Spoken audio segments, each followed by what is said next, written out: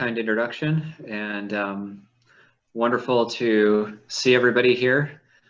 Some familiar faces and many new faces as well. And we also have at least one, what we call mom or mother of monk here, Jean Myers, Ajahn Kachana's mother. Ajahn Kachana is in England right now at Amaravati, so he's not currently here at Abhayagiri.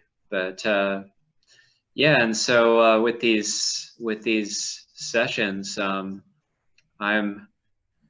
not in our Dharma hall right now. I'm sitting in my office at a computer, so it's more convenient in that way. But it's, of course, you don't get the same experience of being at Abhayagiri and being in the meditation hall. But you get to make your own house into a Dharma hall, into a meditation hall. So this is very interesting.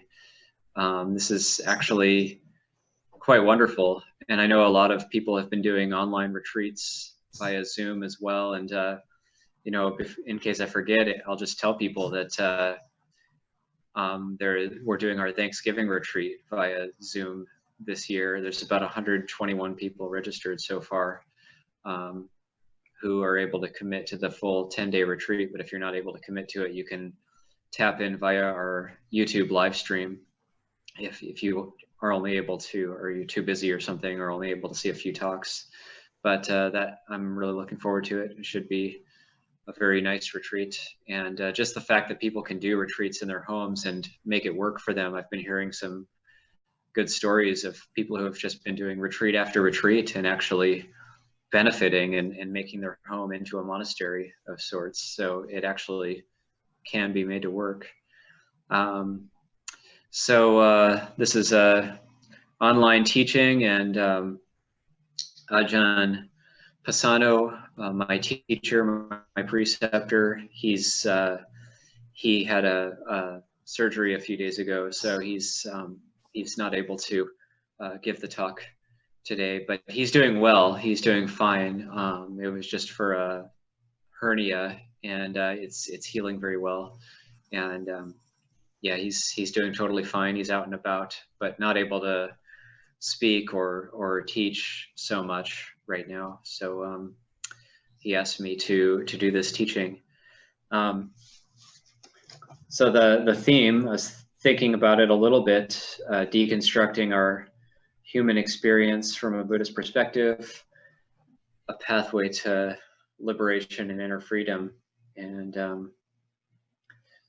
I'd like to start just with a brief period of silence, and I'll do a few chants we call paritta, which is like protective chants, and those chants, they're in the Pali language, and they can also lead to like a sense of inner reflection. And so I think I'm just going to start with about 2 or 3 minutes of just silent meditation, and then I'll go into paying homage to Buddha, Dhamma, Sangha refuges, and I'll just do 3 short paritta or protective chants, and then begin the teaching, and we can go from there.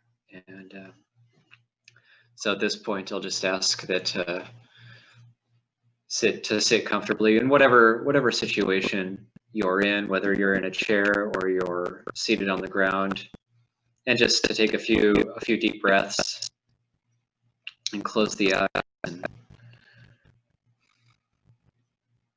and relax. Just that sense of mindful relaxation, and so important.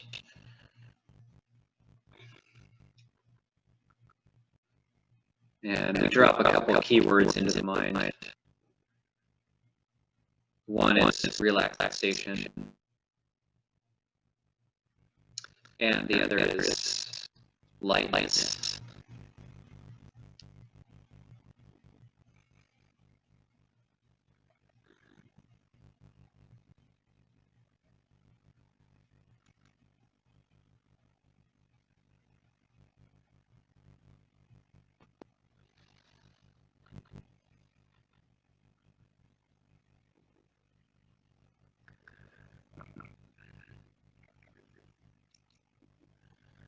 whatever stress we may be experiencing in conjunction with the world, then we take a deep breath.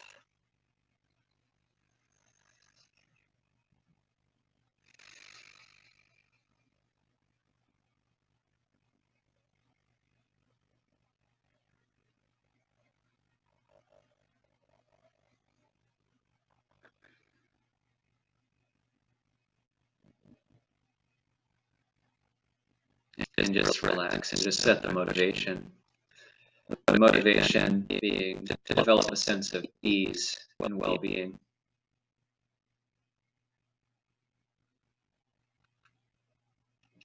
Maybe tension in the eyes. The tension in the eyes can build up from looking at the screen, watching the news. Tension in the eyes, tension in the ears.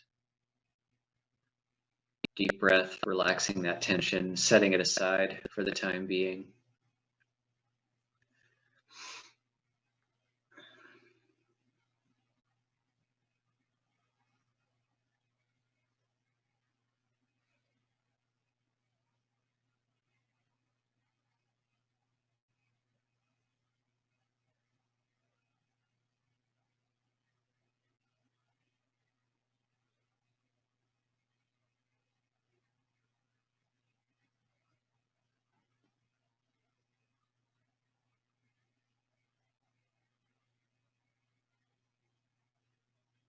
Yeah, lightness.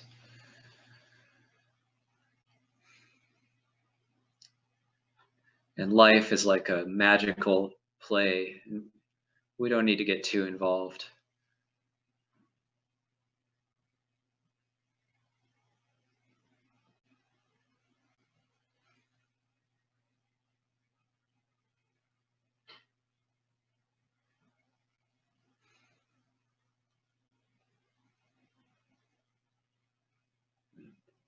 A couple more keywords: candor, joy.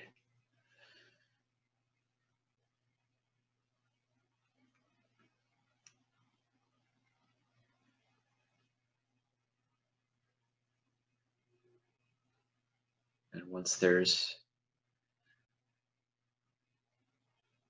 a sense of joy and then a sense of peace, relaxation, when we have at least some joy, then we can relax.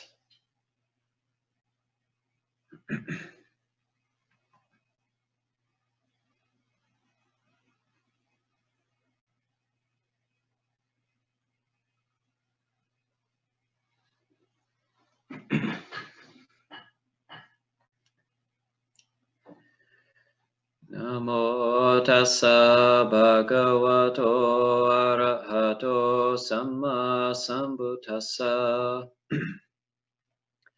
Namo tassa bhagavato arahato samma sambuddhassa. Namo tassa bhagavato arahato samma sambuddhassa. Buddhaṃ saranang gacchāmi, Dhammāṃ saranang gacchāmi, Sanghāṃ saranang gacchāmi, Dutiyampi Buddhaṃ saranang gacchāmi, Dutiyampi Dhammāṃ saranang gacchāmi, Dutiyampi Sanghāṃ saranang gacchāmi, Tatiyampi Buddhaṃ saranang gacchāmi, Tatiyampi Dhammāṃ saranang gacchāmi, Tatiyampi Sanghāṃ saranang gacchāmi. Asevana cha balanang panditanang cha sevana puja cha pujaniyanang etam mangalamuttamang patirupate savaso cha pupe cha kata punyata Atasama panidi chayetam mangalamuttamang bahusa chanchasi pancha vinayo chasusi kito supasita chayava chayetam mangalamuttamang mata pitu upatanang putadara sasangaho Anakula chakamanta etamangalamuttamang danandaramacharya chanyatakanan chasangaho anavajanikamani etamangalamuttamang Arati virati papa machapana chasanyamo apamado chatame sueta mangalamuttamang Karavo chanivato chasantu te chakatanyuta kalena dhamma savanang etamangalamuttamang kante chaso vacha sata samananang chadasanang Kalena dhammasaka chayeta mangalamuttamang tapocha brahmachariyan cha ariyasa chanatasanang Nibbanasa cha kiriya chayeta mangalamuttamang puta salokadame hichetang Yasana kampatiya sokang virajang ke mang etam mangalamuttamang Etadisani katawana sabatama parajita sabata sotinga chanti tante sang mangalamutamanti Karaniya mata kusalena yantang santang padang abhisame chasa ko uchu chasuhuju chasuvacho chasamuru anatimani santu sako chasubaro cha apakicho chasalahu kavuti santindriyo chanipako Cha apagapo kulesu ananugedo na chakudang samachare kinchiyena vinyu pare upavade yung sukino va kemino hontu sabe sata pavantu sukitata ye kechipana puta titasava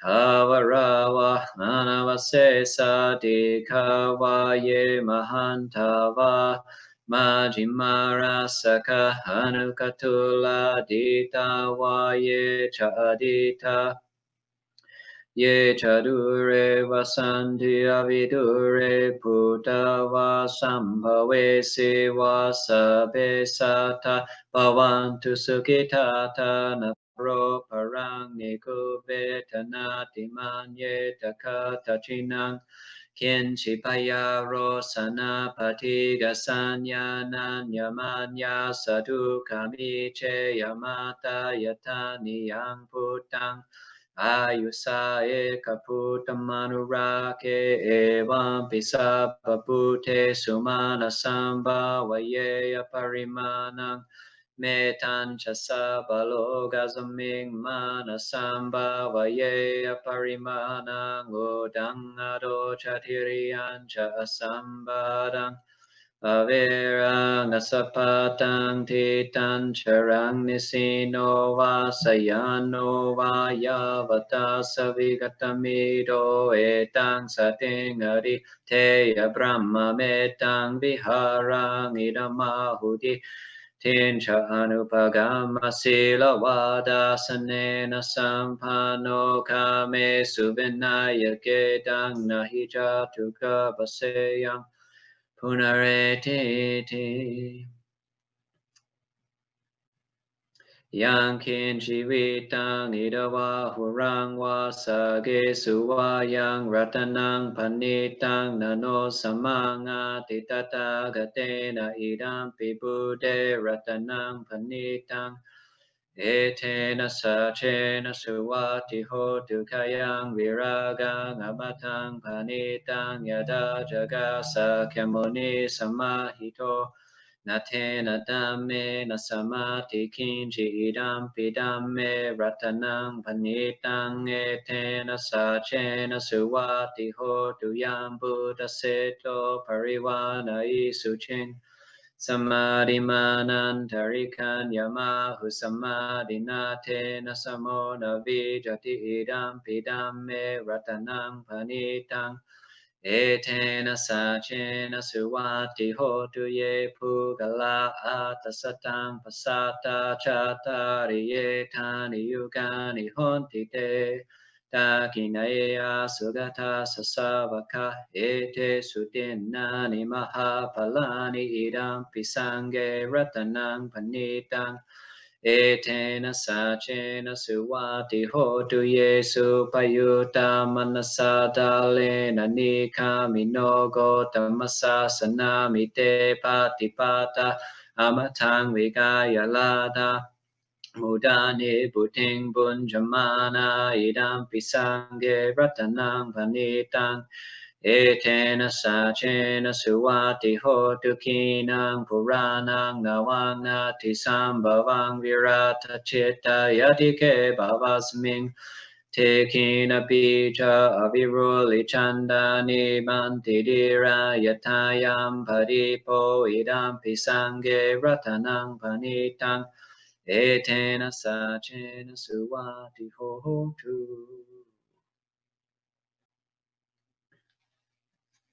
Okay, I know that was a little bit long, but those are three very special Paritta chants. And so the first one being the Namo Tassa, that the Namo Tassa Bhagavato Arahato, that's something that's very, very common, of course, and before Dhamma talks, monks will do that. That actually comes from a teaching where Saka, Lord of the Devas, is the first to use that phrase.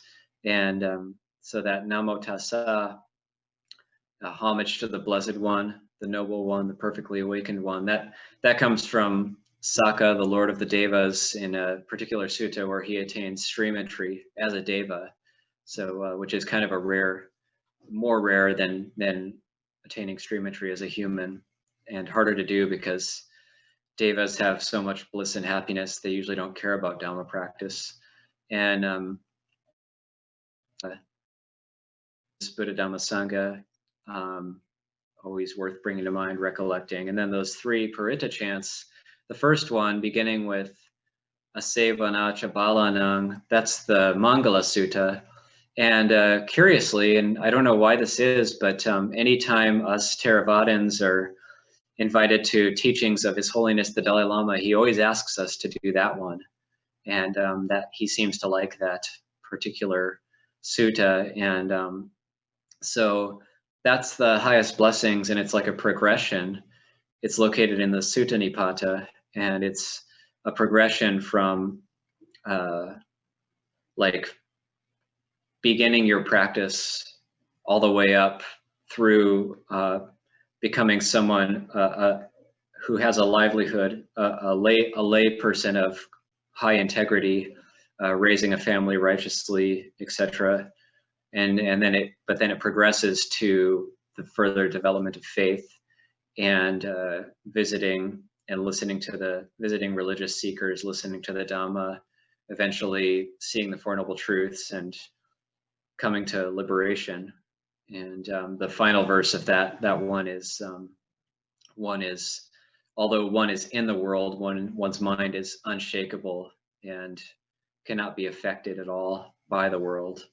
And that's the final verses, sorrowless, unshakable, secure.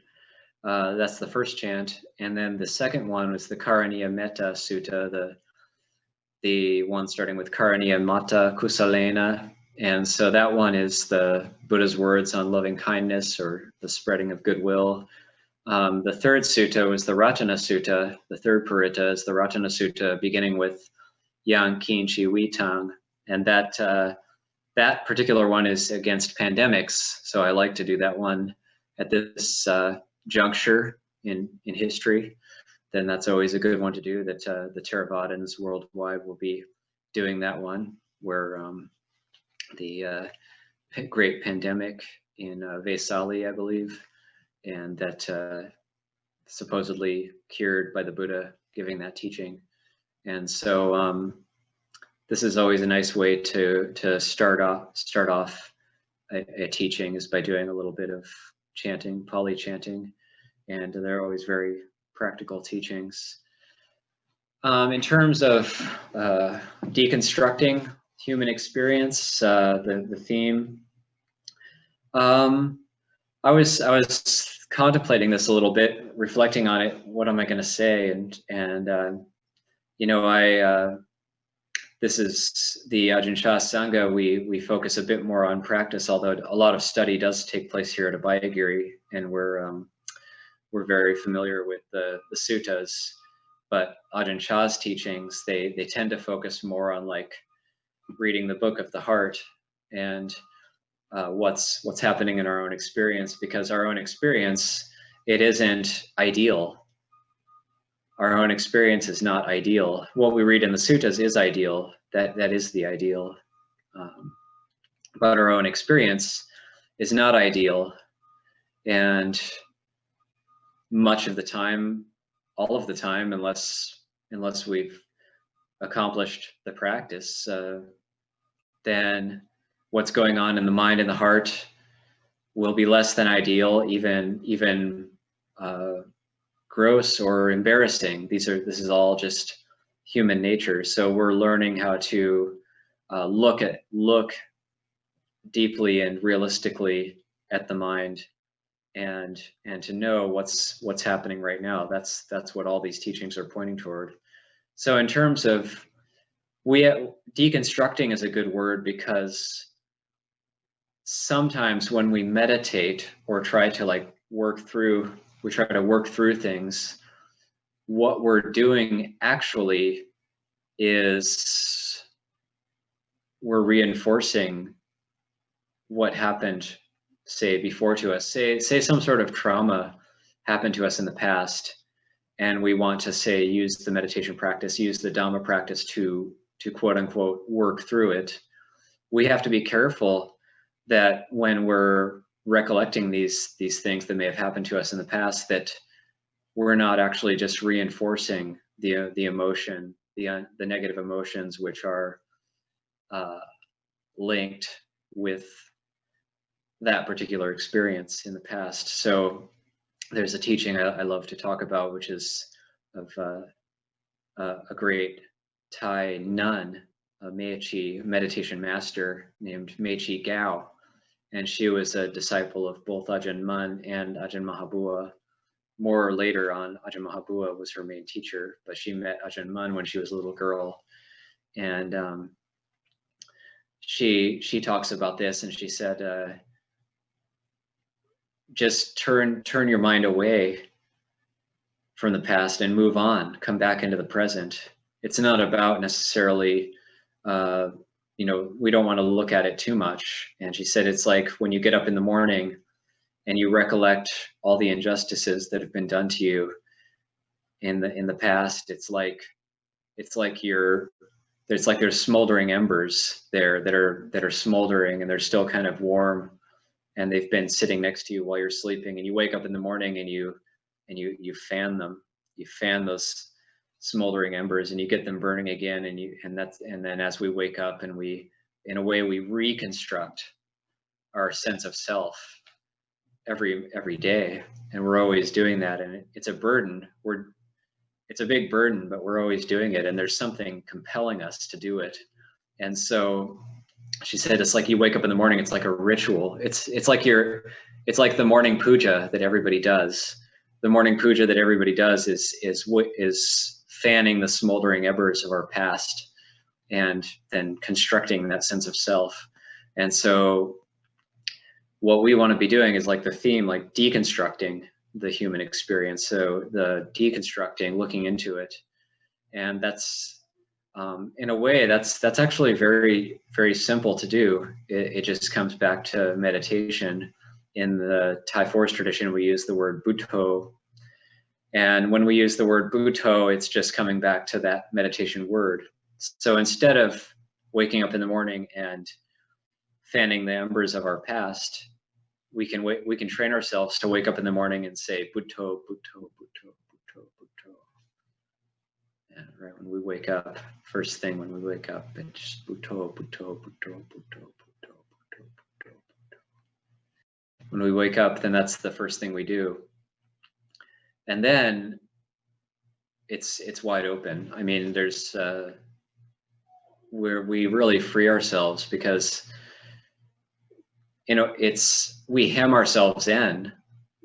We have to see the way we hem ourselves in with that constructing the sense of self, not just the identification with the five khandhas, the form, feeling, perception, mental formations, and consciousness. So it's not just that, but it's also the way we construct. It's like a mental edifice that we construct, and we hem ourselves in with that, So, for example, if I have a particular, say, like right now, like with the election, it's like a great time for insight. From my perspective, it's a great time for insight because it can highlight our sense of identification, perhaps with a political party. And so, because we have that sense of identification, and we've constructed that around ourselves and surrounded ourselves with that, and everybody does this, so we don't have to judge ourselves by the fact that we've done this. But everybody does this, but because we've constructed that, we're in a very, very curious position where if something doesn't go our way, then say whether we win or lose, whether side we identify with wins or loses, then we're in a very, very curious position because we're dependent on that construct in order to our happiness. Our happiness and well-being is dependent on that, and it's not independent. It's not like the Mangala Suta says, where it's starless, unshakable. So with Buddhist practice, it's not like saying like we need to make ourselves into a whatever, identify with the right thing. It's not about that, but it's learning how to see the process of identification and the process of investing in the conditioned world being a certain way. So this is super important, and it's more just in just seeing it, it starts to be deconstructed. So really what we're coming back to is mindfulness, and that's the satipatthana. So really what we're just coming back to is mindfulness, and through seeing clearly, then we start to deconstruct our experience and thereby free ourselves from that construct that we hem ourselves in with.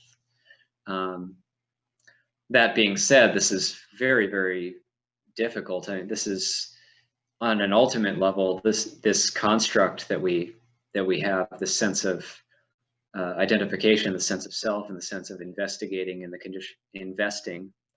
in the conditioned world is the very engine, on an ultimate sense, it's the very engine that drives rebirth, according to the Buddhist teachings.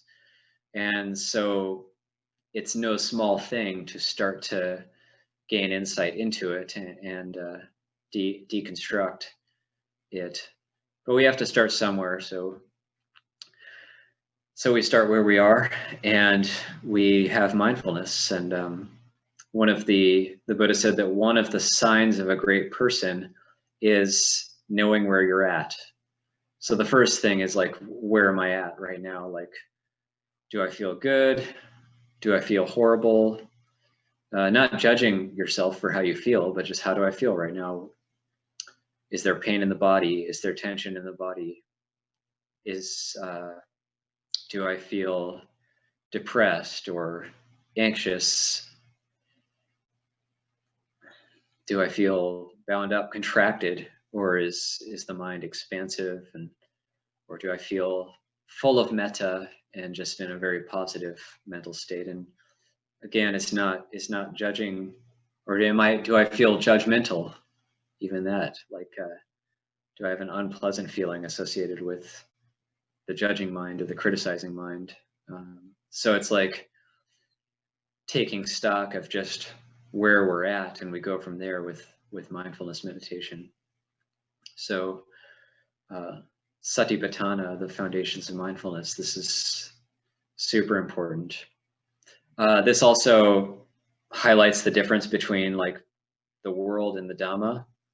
These are like two sides of the hand, and there's a worldly way of reacting to our experience, and there's the Dhamma way of acting toward experience. And so Dhamma language, it's kind of like learning a new language, the language of the heart, the language of experience. We all have it to a greater or lesser extent, but it's more like bringing it out, highlighting it. And the worldly way of reacting to experience is with either like or dislike. So that's either attraction or aversion. The Buddha talks about the three obscurations, or the three poisons, is greed, hatred, delusion. That's lobha, dosa, moha. But we can think of it in terms of a more ultimate or subtle level, in terms of attraction, aversion, and identification.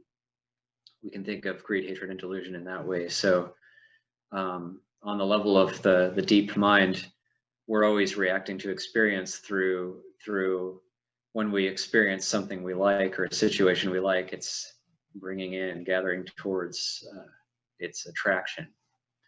We're attracted to what we like.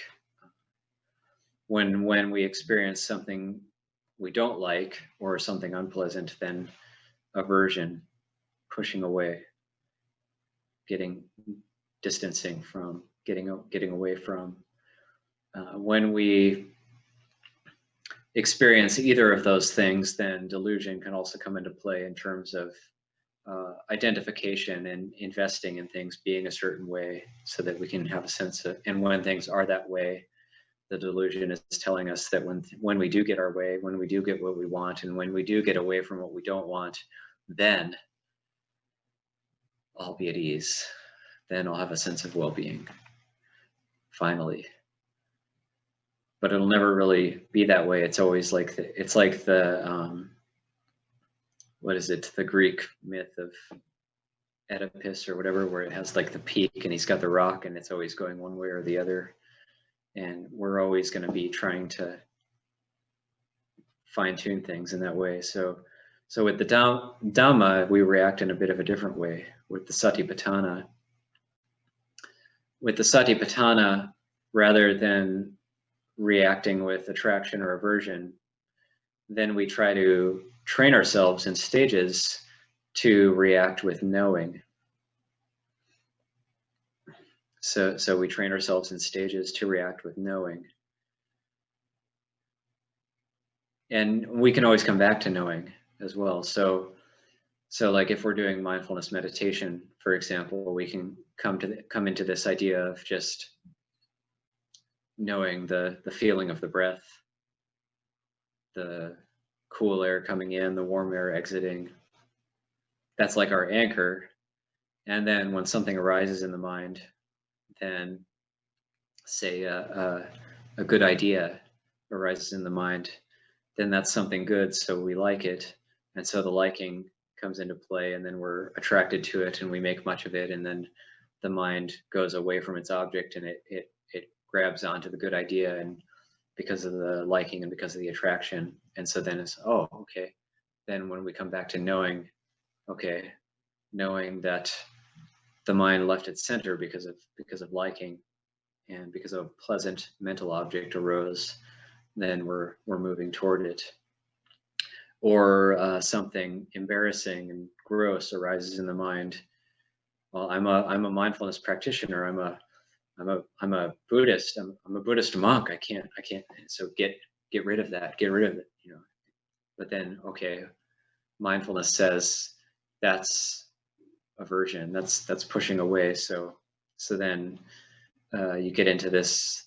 It's almost like it gets. This is about mental purification. It gets deeper in stages.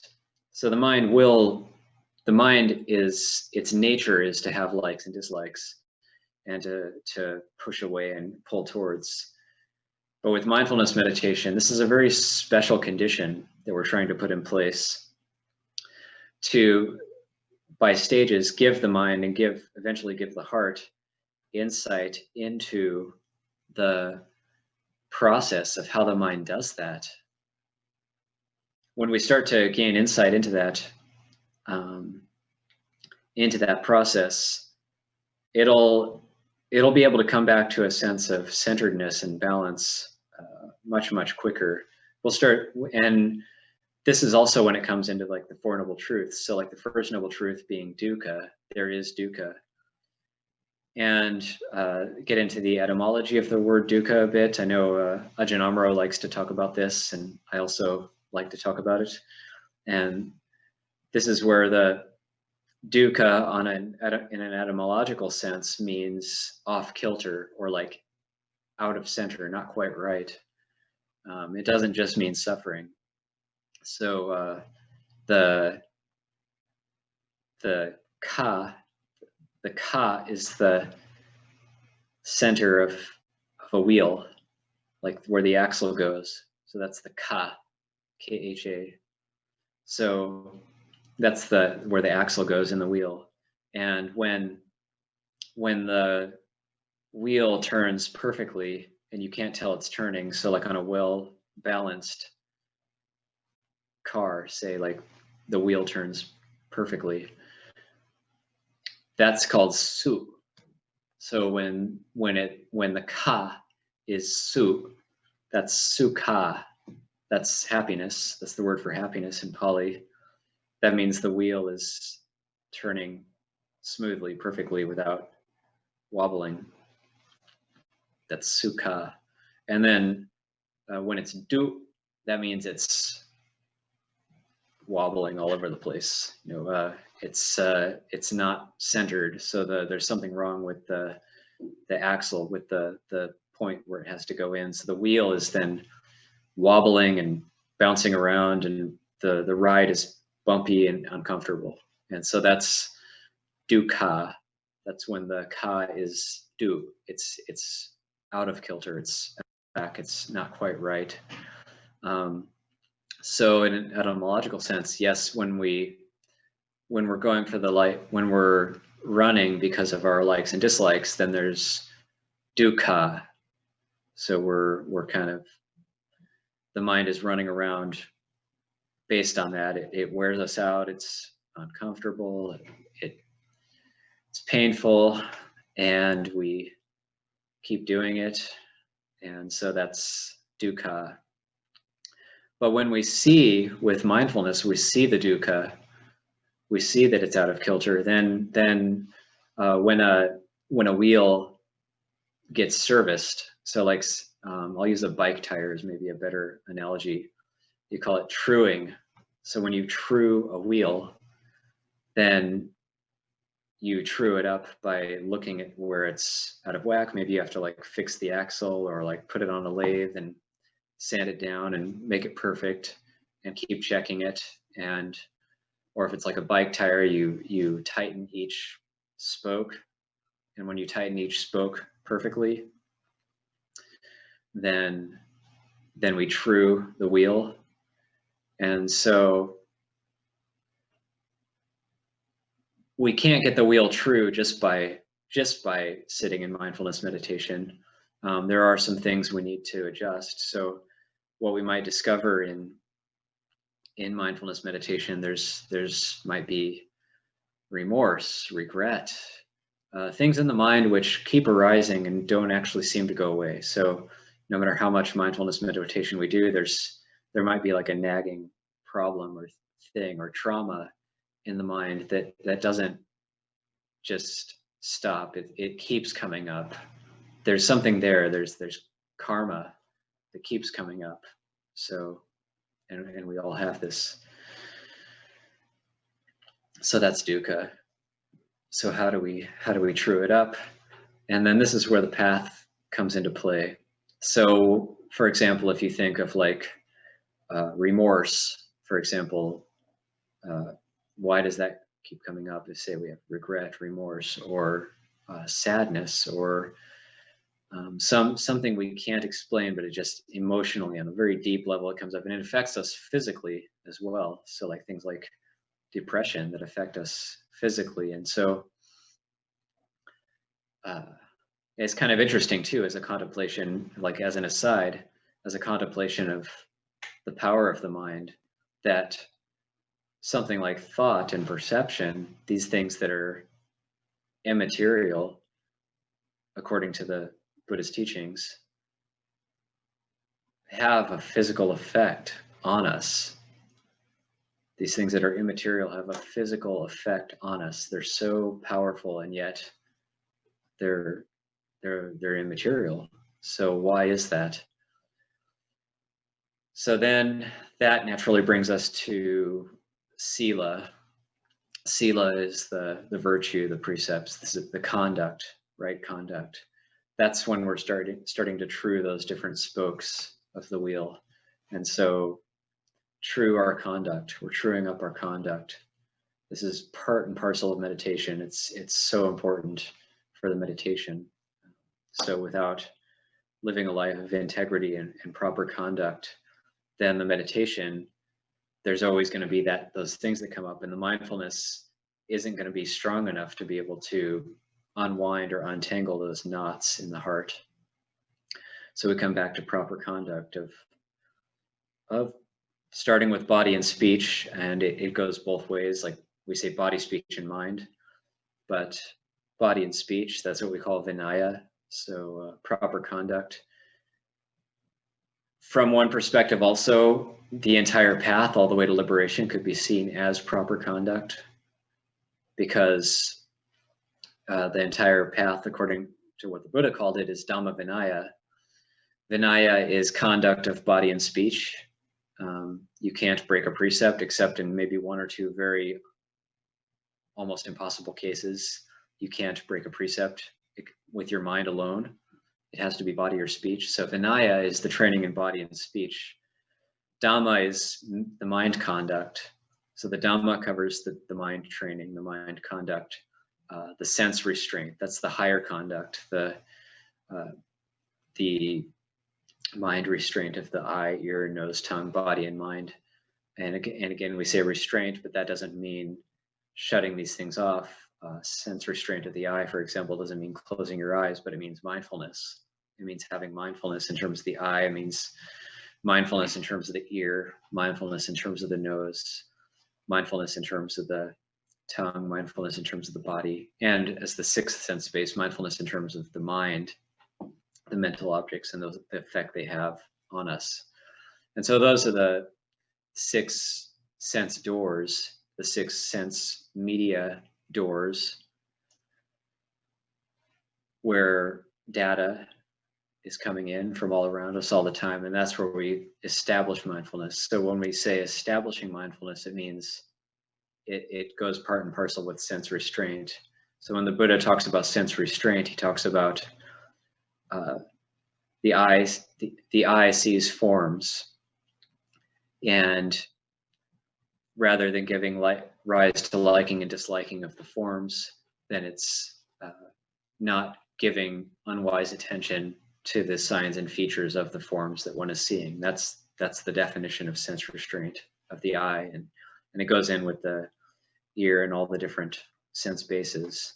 And that sense restraint, that mindful,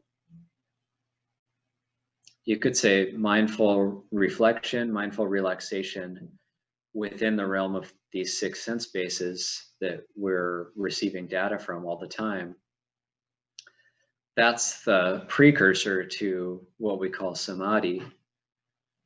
So without that restraint, and it's not a good word actually, I shouldn't be using the word restraint. It's the word in Pali is samvara, which means, I think a better translation is probably composure. So we could say the sense composure.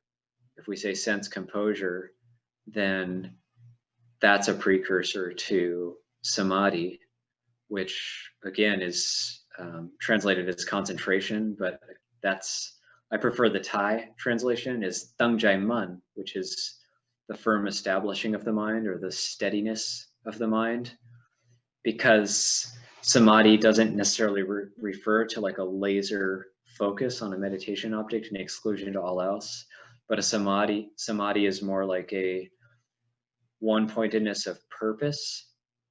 So we're not like too scattered, too distracted, but yet the mind is given a little bit of a pasture to roam in.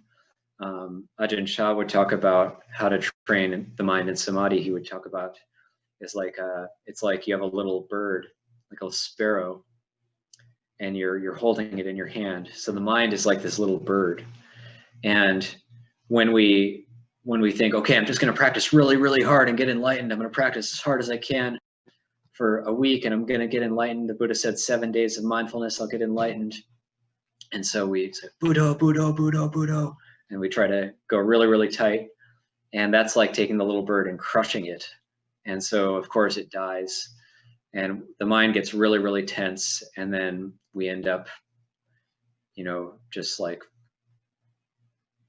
overdoing it and perhaps even giving up.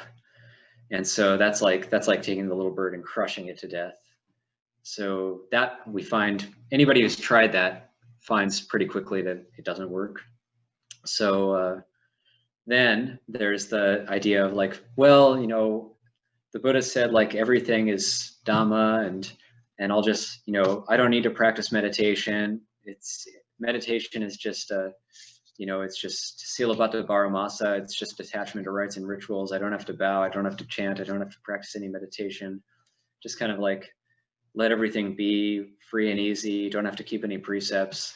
That's like you would open the hand completely and the little bird just flies away. So then the mind is just all over the place. So Ajahn Chah said that in the meditation, you hold it just right so that there's this sense of just right. And the little bird, it can kind of hop around and move around. It can shake around in the hand a little bit, and it can stick its beak out a little bit from your fingers. And but it's comfortable. You're not hurting it. You're holding it and you're keeping it there, but you're not hurting it. And then talking about like the samadhi is then the little bird, it kind of tries to get out for a little while, and you keep holding it there, and then it just becomes comfortable and it falls asleep. And so then that's when the mind starts to settle. It just takes time. So what we're doing is we're holding the mind in mindfulness meditation, where we're starting to see the likes and the dislikes, and we're starting to see how the mind is moving. What is the mind moving toward? What can we do in our lives to facilitate the mind moving inward more and settling? And then we practice. We have to practice a lot, actually. It's good to meditate a lot. Without a lot of meditation, the mind won't really have a chance to settle if we're too engaged with the world. The mind won't really have a chance to settle. That's why it's good to have periods of retreat and solitude. So then in the meditation, the mind begins to settle. And we develop that sense of mindful relaxation. So in the practice, this is very important because we need that peace to be able to have enough space to really see things clearly. If we're just reacting based on how we feel, I feel this is right, I feel this is wrong. So like if we're reacting based on feeling, then we're not yet gaining insight into the process of how the mind and in the Thai forest tradition, they use the word heart a lot. They call it the heart because really, and I found this for myself, maybe it's different for others, but like I found the feeling center really is in the heart. It's not in the head. The head doesn't have any, the brain doesn't actually have any nerves. The brain doesn't actually feel anything. But we do have this kind of heart center. So that's where the feeling seems to have like a physical have like a physical basis. So when the mind and the heart starts to settle down with mindfulness meditation, then we can start to see things a bit more clearly and say, oh, okay, interesting. That's how I can deconstruct and free myself from my experience from the past. That's how I can just start to gain a sense of ease and well-being. And coming back to motivation too, and I briefly touched on in the very beginning, was the really setting the motivation to develop a sense of ease and well-being. That's also very important, because if we're just like meditating and like waiting for something to happen, like, oh, I've been meditating for years and nothing happened. Well, it's like we need to set the motivation. So we actually need to direct it in some ways according to Dhamma. We need to actually direct the mind to cultivate mindfulness. We need to remind ourselves to be mindful and to establish mindfulness. We do need to do study of the teachings in order to kind of know what to do. So it's not the case that you meditate for long enough and then something happens. We also need to be developing right view, right conduct, and then maybe something will happen. It looks like it might be time for questions. Thank you so much, Venerable. We do have a few questions here, and I think, Richard, if you would like to start off with the question, because they seem to be coming maybe from you, or maybe you've collected them. No, I've started off asking a few questions to get us going. Thank you, Ajahn, so much. Could I ask you a question about Dukkha and Sukha, which was a really beautiful clarification? Is that to say that Sukha, Dukkha and Sukha are obviously opposites in a sense. Is Sukha a cause for liberation? Is that the cause of liberation? What is the cause of liberation? Because the way you've explained Sukha, it sounds like Sukha is being centered and Dukkha is being uncentered. Is that the cause of liberation? How would you answer that? Very excellent question, because yes, Sukha is indispensable in terms of one of the precursors to liberation. So in the suttas, the Buddha talks about this natural progression of the path, where starting with proper conduct leading to non-remorse leading to joy, joy leading to tranquility, which is pasada. Joy is piti. So that's kind of like happiness, but it's more like excitement. Piti is what we normally think of as happiness, but it's not happiness in the way the Buddha is talking about it. It's not sukha. Piti is like, it can be thrilling. The thrill of the idea of a pure mind, for example, would bring up piti. That leads to tranquility. Tranquility is that relaxation. Tranquility leads to sukha. So when one is relaxed and without worries, then happiness arises. And sukha, the Buddha is talking about sukha. One quality of sukha is that we feel like we could just, it's deep inner contentment. So we could just sit there forever. So like when you're sitting in meditation and sukha arises, you might have this feeling like, yeah, I could just sit here forever. I have not a care in the world, and this is just wonderful. But of course, that's not liberation, but it's indispensable. And the Buddha singles out sukha. In that particular sutta, the Buddha singles out sukha by saying, and the happy mind is easily concentrated. The happy mind easily absorbs into samadhi. So it's not the other way around. Normally we think, once I get my samadhi together, then I'll be happy. The way it actually works according to the Buddha in the suttas is, when I get my happiness together, then I'll get my samadhi. So that's very important. The happy mind is easily concentrated. Once there's samadhi, then it goes on to the next step, which is yatha bhuta jnana dasanam, which is knowledge and vision of things as they are. And then from yatha bhuta jnana dasanam is a quality arises called viraga, or dispassion. And from viraga arises a quality called nibbida.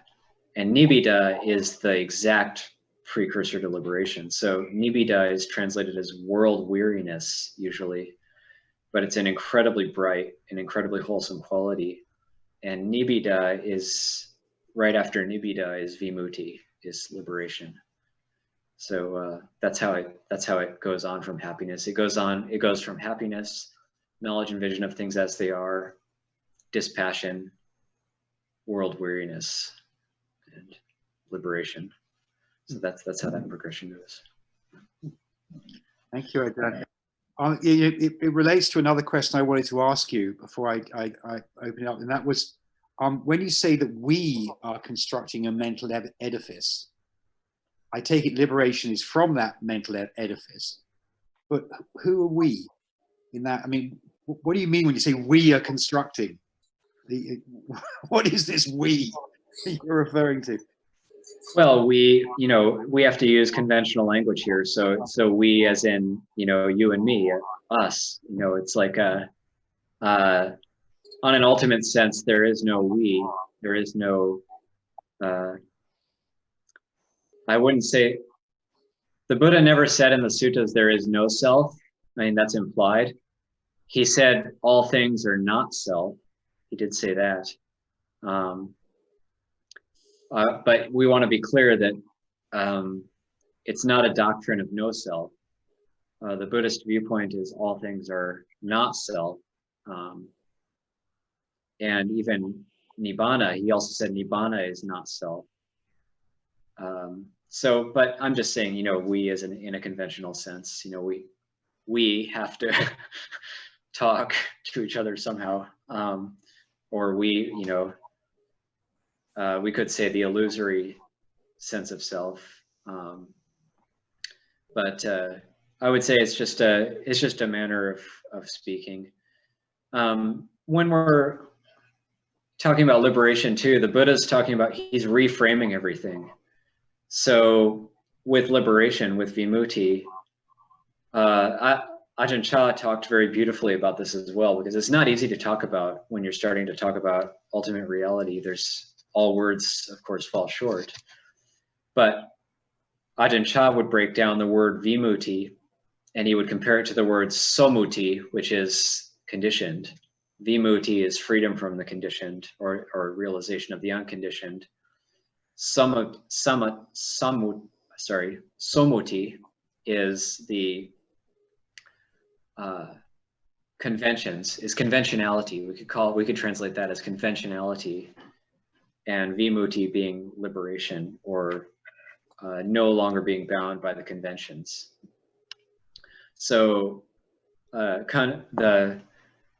when the mind is in somuti, the mind is affected by that.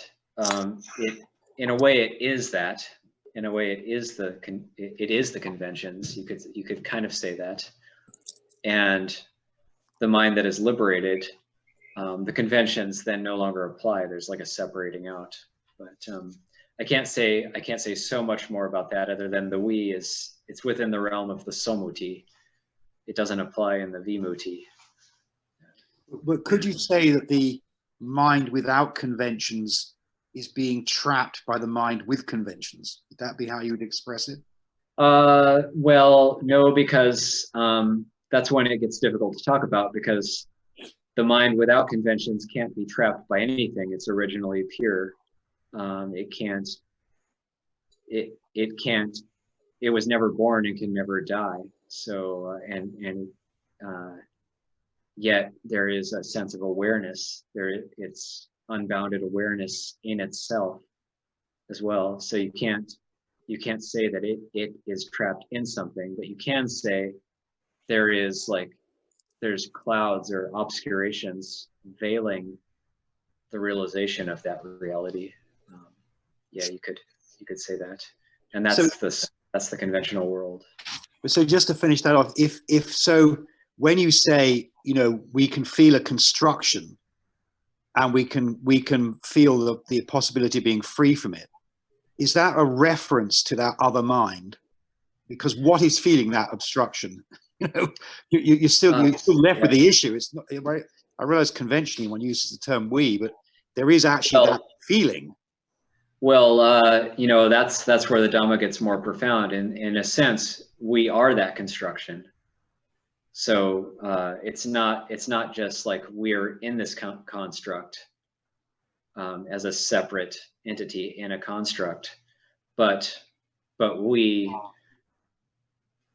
as we think of ourselves and as we define ourselves are this construct.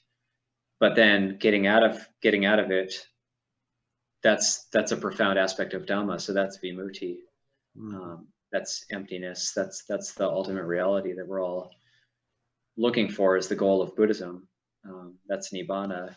But the Buddha, he never, you know, we're always, and myself as well, like looking for like, what is it? You know, wanting to define it. And that's the profound aspect, is by its very nature, it can't be defined or pinned down. This is where the whole balance between, this is where the balance of the view comes in, or right view. The balance of the view is that it's neither eternalism nor nihilism. Is the mind something that lives forever? That's eternalism. That's the soul, the spirit, something that lives forever. That would be dubbed as eternalism. Nihilism would be when the body dies, that's it, oblivion. So the Buddha said, well, with neither eternalism nor nihilism, there's the middle way, the Majjhima Patipada. And that's in the time of the Buddha, they had, so in Western philosophy, we have something called the dilemma, which is, do I exist or do I not exist? Essentially, that's the Western form of eternalism and nihilism. Do I exist or do I not exist? Mm-hmm. And so that's the big question. Philosophies are made around this. In Indian philosophy, in the time of the Buddha, they had what's called the quadrilemma, which is, do I exist or do I not exist? Or do I both exist and not exist? Or do I neither exist nor not exist? So that's the quadrilemma. So according to Indian philosophy, every doctrine had to fall into one of those four. So when the Buddha is asked by these Brahmins who are skilled in their philosophies, they say, the Buddha, after the breakup of the body, after death, does he exist? And the Buddha says, does not apply. And they say, does he not exist? And the Buddha says, does not apply. He said, does the Tathagata both exist and not exist? He says, does not apply. Does the Tathagata neither exist nor not exist? And he says, does not apply. So they say, well, you must be an idiot, you know, because that everything has to fall into one of those four. And the Buddha said, well, you're thinking of things in the wrong way. So he says, let me ask you a question. When you have say you have a candle, and the candle is your mind, and you blow the flame out, where did the flame go? And does he say, did it go to the north? Does not apply. East, west, south, does not apply. And then the Buddha says, well, how would you term that flame? And then he says, well, the flame is simply termed as having gone out. And so the Buddha says, yes, that's what you say about the mind of the Buddha after death, after the break of the body. It's gone out. So he says, and then he says, you can't say it doesn't exist, but everything you could reference it by no longer applies. So that's like the phraseology in the suttas. And then the Buddha has verses where he says, the mind of an enlightened one is deep and unfathomable like the great ocean. So it has a beautiful aspect to it as well. And but then he does make a point of saying you can't say it doesn't exist, because there might be a sense of like, oh, the Buddha's gone, the Buddha's mind attained liberation and he's gone, but that's nihilism. So that's a taint of the view. That's a non-perfection of view. Or if you say like, well, the mind lasts forever. We were reborn since beginningless time in samsara, so the mind is eternal. But that's eternalism. So because the mind doesn't, the mind was never born. We're talking about the liberated mind. It was never born. And so you can't say it lasts forever because that implies existence. So it's like, in terms of the view, it's like the Buddha's having us reframe things. He's saying, don't even think in those terms. Just think there is suffering. There is a cause of suffering. There is a cessation of suffering.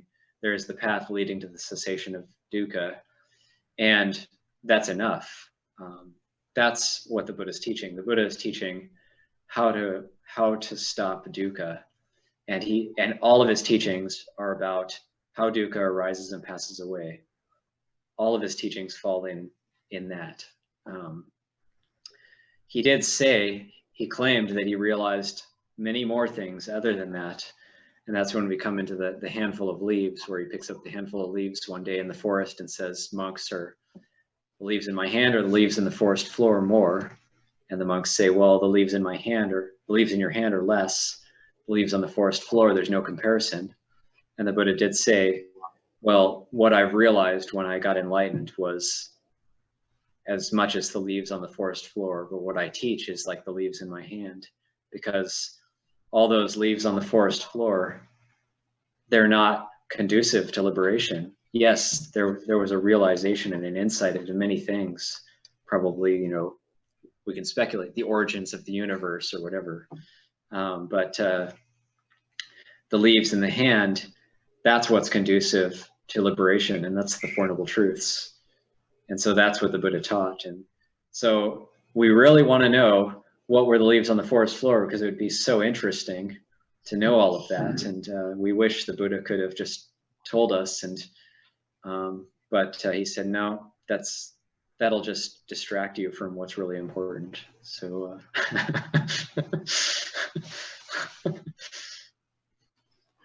Very good. Thank you, Ajahn. I'm going to hand you back to Wamana and ask the next question. Yeah, I actually had a personal question about speech and how language creates or constructs our reality. And we're seeing that more and more. And I'm wondering how that ties into right speech, because there seems to be something very profound about right speech. And yet, when we communicate, we're using language to create a sort of reality. Obviously, I'm trying to communicate something to you, but that doesn't seem sublime in a way. I mean, I'm trying to transmit something.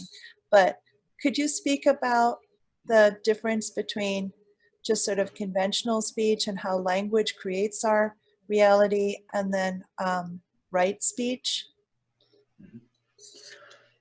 Yeah, right speech, it's really all for surrounding ourselves with goodness. So there's complete non-remorse. There's a sense of safety. On a course level, you could say being very truthful and honest, never telling a lie for any reason whatsoever. Then never telling a lie is very freeing, because then the truth always sticks up for itself. You don't have to be mentally burdened by trying to protect a story or, remember what you said before, so that you need to like uphold it and uphold the lie or the dishonesty or whatever. So this sense of like brutal honesty is very freeing. And it's not easy, because sometimes like we might get in trouble or something if we're honest about whatever, or like we might feel pressured into a little bit dishonest or trying to hide our actions somehow. So there's different levels of Sachabarami, of truth. But if we just use honest speech, that in itself is takes a lot of burdens off the mind, and we don't have to think about it. Oh, are they going to find out? Are they going to tell somebody else? Or And then like not using, so the right speech is fourfold. It's the not lying, not doing harsh speech, not doing divisive speech, and refraining from idle chatter. And so that's what the Buddha, so it's fourfold purification of speech. So like harsh speech, I mean, just not speaking out of anger. So like when the energy of anger arises, it's training ourselves to, if we speak out of anger, the result can't be good. According to the Buddha's teachings on karma, if we speak out of anger, then the result from that can't be wholesome. There can't be a good result from that. On the flip side, speaking out of metta, out of goodwill, the result has to be good because of the intentionality there. So the intention to the karma created based on the intentionality. So if we speak out of anger, the speech is all, it's like what type of intention are we speaking from? That's what the right speech is about. So the Buddha talks about harsh speech. He says not speaking from anger, but only speaking words of goodwill, words of kindness, and so on. And then he goes into divisive speech, and he says like not delighting in divisiveness. So we might want to, this happens in groups and communities when there's divisive speech, then wanting to divide one person from another or sow discord in order to, so you can maybe get some sort of, achieve some sort of aim or something. So it's like divisive speech is sowing discord. People who were harmonious before, using divisive speech to make them not be harmonious. And the Buddha defines this as going to person A and saying, oh, you know what person B said about you? And then going to person B and saying, oh, you know what person A said about you? And sowing discord in that way. And then the Buddha said, on the flip side, you should be training in the intention of delighting in concord, delighting in healing disputes, delighting in bringing those who are divided back together, causing them to see each other's good qualities. And that's extremely good, extremely wholesome, and retraining yourself to delight in that. And then idle chatter, we might be able to argue that idle chatter is actually necessary. You need to kind of hang out and talk about nothing in particular, in order to just have relationships with people.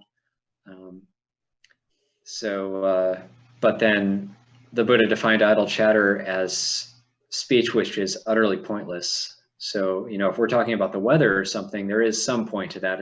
It doesn't completely qualify as idle chatter, but it's more like just speech that has no real usefulness, is pointless. If we get too much into too playful or joking around too much, it can go in the direction a little bit of wrong speech in terms of dishonesty as well, or like making fun of others. This can become problematic, and it can bleed into the other types of speech.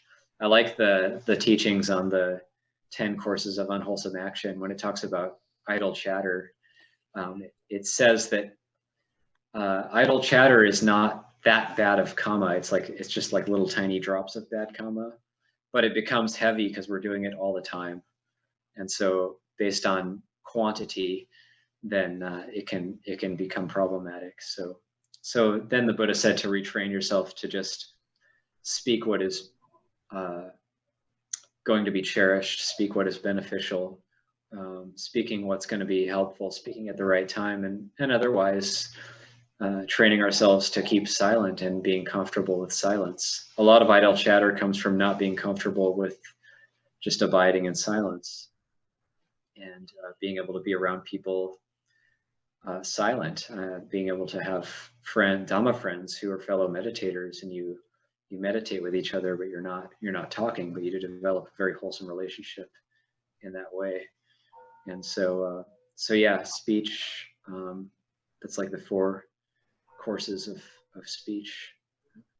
Thank you. I'm going to turn to a couple more questions that we have in the chat box. This is from Sila. Ajahn Ñāniko, what if you're surrounded by people who do not follow the 5 precepts, but have aspects of wrong speech, like harsh speech or lying, almost as a value? I can see how it may drag me down, but it's impossible to leave my society for the time being. Time for formal meditation is very limited, and I think my daily awareness advances really slow as my habits are so entrenched. Do you have any advice? Well, during the beginning of the question, I was going to say, get out of that situation. But then the next part of the question was, but I can't get out of that situation. But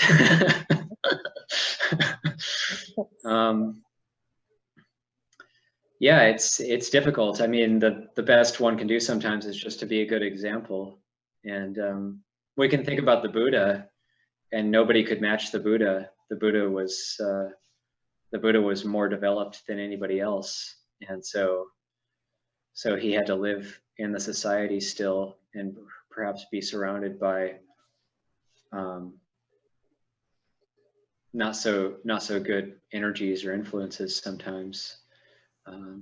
It can also become a reflection on different realms of existence. We can develop equanimity through reflecting on karma, reflecting on that others are the owners of their karma. And in ways, in a very passive way, we can actually, if we're holding precepts and if we're surrounded by individuals such as this, then we can actually kind of secretly become a good influence on them. And it may not be perceptible at first, but I always like to give the example of a good friend who works for Chevron Corporation, and one of the higher ups is superior. It's a very she's someone who just like her whole life is the corporation, has no family or anything, but is very kind of harsh with the workers sometimes, and drives them very hard. And he was wondering what to do about this. Should he quit because he's gained faith in Buddha Dhamma? Should he quit Chevron? Should he not work for the corporation or whatever? And my thought was, no, you can be like a Dhamma mole in the corporation. And so, because that's his livelihood, and he's got a family he's got to look after. He can't just quit a good, well-paying job like that. So then I said, well, next time she tells you off, just take a deep breath. Like, don't react right away. Just take a deep breath and develop a sense of ease. Set that motivation for developing a sense of ease. And so then didn't see him for a while. He came back to the monastery later on. He said, hey, I tried that. I developed a sense of ease. And then she approached me and said, why are you so at ease? Like, why didn't you react? Like, when, why were you, well, essentially, why are you treating me so kindly? And then that gave him an opening to say, well, I've been practicing this meditation thing, and I go to this monastery, and then sometime later, she asked him for a Dhamma book, and he brought her a Dhamma book, and that gave her like an opening. So I was quite proud of that whole situation. Interestingly, now much time has passed. This was maybe a couple of years ago that this happened, and she's actually quit now. So I don't know why. I don't know why she quit, but yeah, you never know. You never know what's going to happen with the Dhamma. So it's just being a good example for people, and being firm in the precepts, not buying into strong speech, and being like, well, if people see anger and harsh speech and stuff as a virtue, then just being willing to say like, well, this is just my thing. I'm into this whole like precept thing, and this is just my thing, and this is just what I'm doing. Being able to just say that, and sometimes that's the best you can do, but also setting the motivation, like based on Buddha Dhamma Sangha, when the time is right, you know, may something else arise for me that's like more of a wholesome situation. If you set that motivation, then something has to open up at some point, because the motivation directs our path or direction in life. So so it can also, things can also change, get better. Thank you all so much, especially to Venerable Ajahn Ñāniko.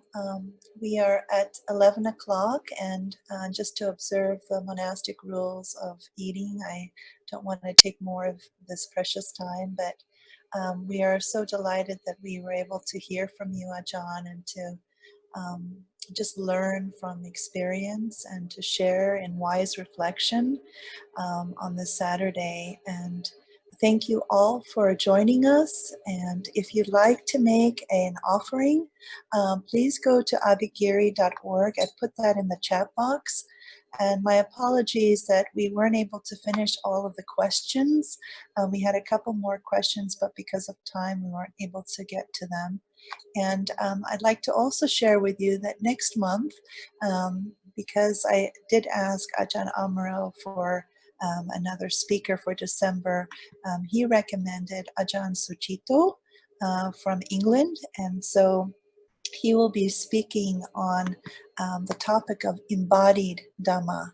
So please stay tuned for that. It'll be sometime in December, and I will send out a message to all of you.